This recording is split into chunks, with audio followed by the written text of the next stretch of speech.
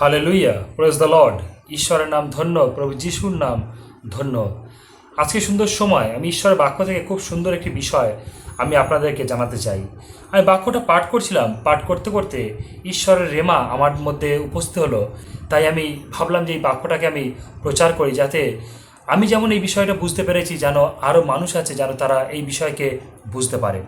খ্রিস্টের প্রিয় বিশ্বাসী ঈশ্বরের সন্তানরা, ঈশ্বর মানুষকে সৃষ্টি করেছে। যদি আমরা আদি পুস্তকে দেখি, মানে বাইবেলের পুরাতন নিয়মে প্রথম পুস্তক আদি পুস্তকে যদি আমরা দেখি, আদি পুস্তকে 1 অধ্যায় থেকে লেখা আছে। 1 অধ্যায় 1 পদ 2 পদ 3 পদ 4 পদ 5 পদ, এই পদগুলো আমরা যদি পড়ি দেখতে পাই ঈশ্বর সেখানটা কীভাবে তিনি পৃথিবীকে সৃষ্টি করেছে 6 দিনে। 6 দিনে ঈশ্বর সদাপ্রভু তিনি এই পৃথিবীকে সৃষ্টি করেছেন, এবং তিনি চতুর্থ দিনে তিনি সৃষ্টি করেছে চন্দ্র সূর্য। তার মানে যেটা দিনের বেলায় কর্তৃত্ব করার জন্য যে সূর্য এবং রাত্রির বেলা কর্তৃত্ব করার জন্য যে চন্দ্র, ঈশ্বর সদাপ্রভু সেটাকে সৃষ্টি করেছেন। কিন্তু অনেক মানুষ আছে যারা এই চন্দ্র সূর্যকে দেবতা বানিয়ে পূজা করছে। খ্রিস্টের প্রিয় বিশ্বাসী ঈশ্বরের সন্তান, আমার কথাটা ভালো করে বোঝার চেষ্টা করবেন।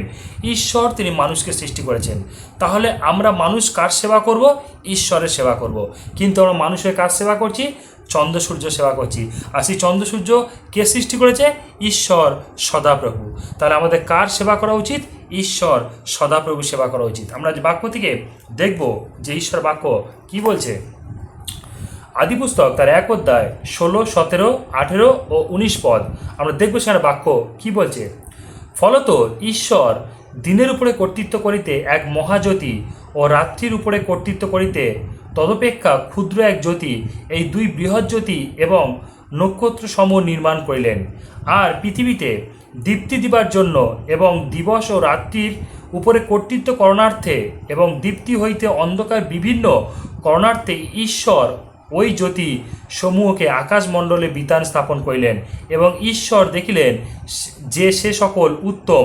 আর সন্ধ্যা ও প্রাতকাল হইলে চতুর্থ দিবস হইল। ঈশ্বর কি বলছে? দিনের বেলাতে কর্তৃত্ব করার জন্যে ঈশ্বর তিনি সূর্যকে সৃষ্টি করেছে, যাতে মানুষ এই দিনের বেলা সূর্যর উপভোগকে করতে পারে। ঈশ্বর এই চন্দ্র সূর্যকে সৃষ্টি করেছে এই জন্যে যেন মানুষ এই চন্দ্র সূর্যকে উপভোগ করতে পারে। ঈশ্বর সূর্যকে সৃষ্টি করেছে এই জন্যে যেন সেই সূর্যের মাধ্যমে যেন এই পৃথিবী যেন আলোকিত হয়। ঈশ্বর এগুলোকে সৃষ্টি করেছে মানুষের জন্য, যেন মানুষ এগুলোকে ব্যবহার করতে পারে। হালেলুয়া। যেমন মানুষরা মাঠে ধান চাষ করে, সেই ধান চাষের মধ্যে যেইভাবে সূর্যর আলো খুবই প্রয়োজন, মানুষ যেভাবে শাকসবজি চাষ করে সেই শাকসবজি চাষের মধ্যে সূর্যের আলো খুবই প্রয়োজন। মানুষ যেভাবে ফল পাকড় চাষ করে সেই চাষের মধ্যে সূর্যের আলো খুবই প্রয়োজন, কেন সূর্যের আলো না হলে সেই গাছ বাঁচে না, গাছ মারা যায়। ঠিক একইভাবে ঈশ্বর এগুলোকে সৃষ্টি করেছে মানুষ যাতে এগুলোর উপভোগ করতে পারে। কিন্তু মানুষ কি করছে? সেগুলোকে দেবতা বানিয়ে তার পুজো করছে। তাহলে খ্রিস্ট বিশ্বাসী ঈশ্বরের সন্তানরা, ঈশ্বর সদাপ্রভু যিনি এইগুলোকে সৃষ্টি করেছে, তিনি তাহলে কতটা তার মনের মধ্যে দুঃখ কষ্ট আমরা মানুষ হয়ে তাকে দিচ্ছি। আপনারা ভালো করে আমার কথাটা বোঝার চেষ্টা করবেন। বাইবেল আমাদেরকে সত্য শিক্ষা দেয়। বাইবেলের মধ্যে লেখা আছে ঈশ্বর তিনি চতুর্থ দিনে তিনি দিবসে কর্তৃত্ব করার জন্য সূর্যকে সৃষ্টি করলেন এবং রাত্রিরে কর্তৃত্ব করার জন্য তিনি চন্দ্রকে সৃষ্টি করলেন। ঈশ্বর যখন দুটো জ্যোতিকে সৃষ্টি করেছে দিনের বেলা কর্তৃত্ব করার জন্য এবং রাত্রিবেলা কর্তৃত্ব করার জন্য, তাহলে আমরা কি করছি? সেই চন্দ্রকে সেই সূর্যকে নিয়ে আমরা দেবতা বানিয়ে তার পুজো করছি। আমাদের উচিত যে সৃষ্টির সেবা করা নয়, সৃষ্টিকর্তার সেবা করা। কিন্তু আমরা কি করছি? মানুষরা আমরা সৃষ্টিকর্তার সেবা না করে সৃষ্টির সেবা করছি।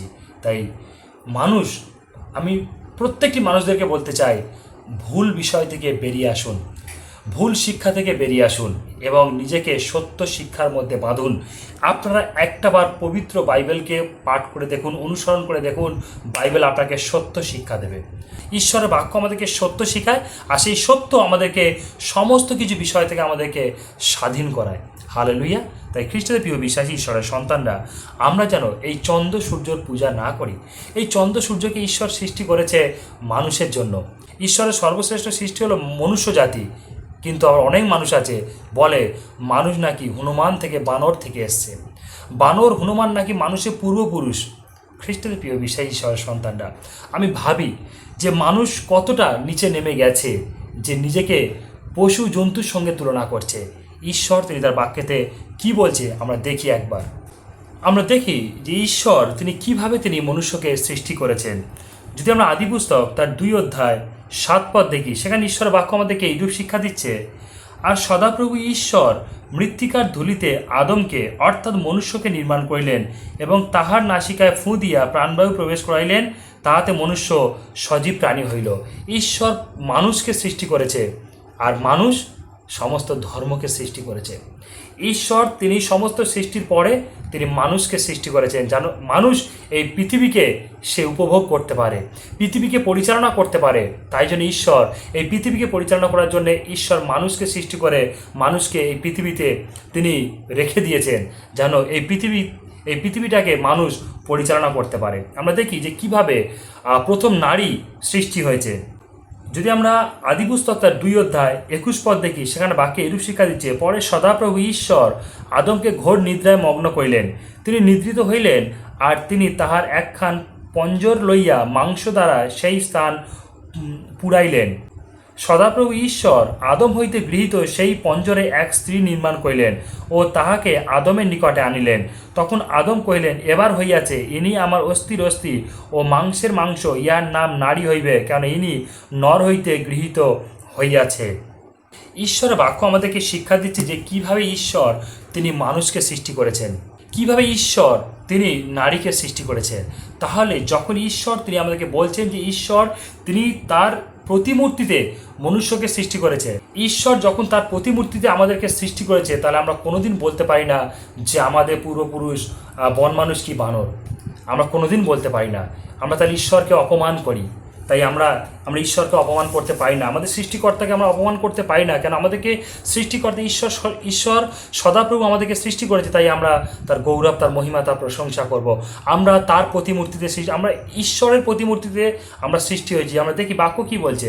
আদি পুস্তক যদি 1 অধ্যায় আমরা যদি 26 পদ পড়ি, সেখানে দেখতে পাবো, পরে ঈশ্বর কহিলেন, আমরা আমাদের প্রতিমূর্তিতে আমাদের সাদৃশ্যে মনুষ্য নির্মাণ করি, আর তাহারা সমুদ্রের মৎস্যদের উপরে, আকাশের পক্ষীদের উপরে, পশুগণের উপরে, সমস্ত পৃথিবীর উপরে ও ভূমিতে গমনশীল যাবতীয় সরীসৃপের উপরে কর্তৃত্ব করুক। বাক্য কি বলছে? মানুষ কিসের উপরে কর্তৃত্ব করবে দেখে নিন। আর তাহারা সমুদ্রের মৎস্যদের উপরে, আকাশের পক্ষীদের উপরে, পশুগণের উপরে, সমস্ত পৃথিবীর উপরে ও ভূমিতে গমনশীল যাবতীয় সরীসৃপের উপরে কর্তৃত্ব করুক। পরে ঈশ্বর আপনার প্রতিমূর্তিতে মনুষ্যকে সৃষ্টি করিলেন, ঈশ্বরের প্রতিমূর্তিতেই তাহাকে সৃষ্টি করিলেন, পুরুষ ও স্ত্রী করিয়া তাহাদিওকে সৃষ্টি করিলেন। ঈশ্বর পুরুষ ও স্ত্রী করে মানুষকে সৃষ্টি করলেন এবং ঈশ্বর এই পৃথিবীর সমস্ত কিছুর উপরে মানুষকে কর্তৃত্ব ক্ষমতা দিয়েছে যেন তারা কর্তৃত্ব করে। আর আমরা কি করছি? আমরা মানুষ হয়ে আমরা পশু পাখি জীব জন্তু, আকাশে চন্দ্র তারা সূর্য গ্রহ নক্ষত্র এগুলোর আমরা পূজা করে বেড়াচ্ছি। খ্রিস্টদের প্রিয় বিশ্বাসী ঈশ্বরের সন্তানরা, বাইবেল আমাদেরকে সত্য বিষয় শেখায়। ঈশ্বর তিনি আমাদেরকে সৃষ্টি করেছেন এবং সমস্ত সৃষ্টির উপরে আমাদেরকে কর্তৃত্ব ক্ষমতা দিয়েছে। আমরা সৃষ্টির সেবা করতে পারি না, আমরা সৃষ্টিকর্তার সেবা করতে পারি। যিনি আমাদেরকে সৃষ্টি করেছেন, এই পৃথিবীতে রেখেছেন, তিনি হলেন ঈশ্বর সদাপ্রভু। হালেলুয়া! আমরা তার সেবা করব, তার গৌরব করব, তারই মহিমা করব। আমরা সৃষ্টির সেবা করতে পারি না। ঈশ্বর তিনি তার বাক্যেতে বলেছে যেন আমরা সমস্ত সৃষ্টিকে উপভোগ করতে পারি। আমরা সেই সৃষ্টির পূজা করতে পারি না। এগুলো মূর্খামি, যেন আমরা এগুলো না করি, এগুলো থেকে যেন বেরিয়ে আসি। আমরা জীবন্ত ঈশ্বর যিনি আমাদেরকে সৃষ্টি করেছেন, সেই ঈশ্বরের সেবা করি, ঈশ্বরের গৌরব করি, ঈশ্বরের মহিমা করি। হালেলুয়া! Praise the Lord! ঈশ্বরের নাম ধন্য, প্রভু যিশুর নাম ধন্য হোক। ঈশ্বর তিনি মানুষ সৃষ্টি করেছেন, ঈশ্বর তিনি মানুষকে পৃথিবীর উপর কর্তৃত্ব দিয়েছেন। ঈশ্বর তিনি মানুষদেরকে সর্বশ্রেষ্ঠ করে সৃষ্টি করেছে। তাই যেন আমরা মানুষকে ছোট না করি, মানুষকে যেন আমরা ছোট না করি। মানুষ হলো সর্বশ্রেষ্ঠ। ঈশ্বর তিনি মানুষকে সর্বশ্রেষ্ঠ করে বানিয়েছে, ঈশ্বরের প্রতিমূর্তিতে বানিয়েছে। মানে কি? ঈশ্বর হলো সর্বশ্রেষ্ঠ, তারপরে ঈশ্বর মানুষকে তার মতো করে সৃষ্টি করেছে। তাই আমরা মানুষকে কোনোদিন জীব জন্তু পশু পাখির সঙ্গে তুলনা করতে পারি না। মানুষ ঈশ্বরের কাছে সর্বশ্রেষ্ঠ। তাই যেন আমরা সেই সৃষ্টিকর্তা ঈশ্বর সদাপ্রভুর সেবা করি, গৌরব মহিমা প্রশংসা করি।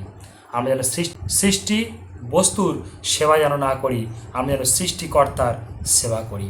আমি বিশ্বাস করি এই বাক্যটা আপনারা বুঝতে পেরেছেন, এই বাক্যের গভীরে আপনারা প্রবেশ করতে পেরেছেন যে আমরা চন্দ্র সূর্যর পূজা করতে পারি না। ঈশ্বর বলেছে যে গ্রহ নক্ষত্র এগুলো আমি আকাশে নির্মাণ করেছি। ঈশ্বর এগুলোকে নির্মাণ করেছে, কিন্তু অনেক মানুষ আছে এই গ্রহ নক্ষত্র দেখে তারা পঞ্জিকা তৈরি করে, এই গ্রহ নক্ষত্র দেখে তারা কুণ্ডলি তৈরি করে, মানুষের কুণ্ডলি তৈরি করে এবং মানুষকে সেই কুণ্ডলিগুলোকে মিলায়। তাই খ্রিস্টের প্রিয় বিশ্বাসী ঈশ্বরের সন্তানরা, ঈশ্বর আপনাকে সৃষ্টি করেছে, ঈশ্বর আপনাকে নিজের মতো করে বানিয়েছে। আপনি ঈশ্বরের কাছে সর্বশ্রেষ্ঠ। ঈশ্বর সমস্ত কিছুকে সৃষ্টি করেছে, তার সৃষ্টির মধ্যে মানুষকে রেখেছে যে মানুষ সমস্ত কিছুর উপরে যেন কর্তৃত্ব করে, কিন্তু সেই সৃষ্টি মানুষের উপরে কর্তৃত্ব করছে। সমস্ত কিছু উল্টো হয়ে গেছে, মানুষ উল্টো করে দিয়েছে। ঈশ্বর সমস্ত কিছুকে সহজ করে দিয়েছে, কিন্তু মানুষ সেগুলোকে উল্টো করে নিজেদের মধ্যে সাজিয়ে নিয়েছে। তাই ঈশ্বর যেমনভাবে আমাদেরকে সৃষ্টি করে দিয়েছে, ঈশ্বর যেমনভাবে আমাদেরকে বলে দিয়েছে যেন আমরা সেইভাবে এই পৃথিবীকে আমরা যেন পরিচালনা করতে পারি।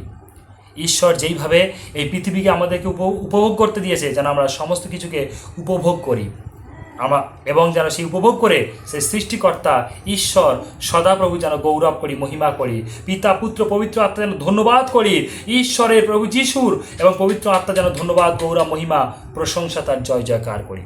হালেলুয়া।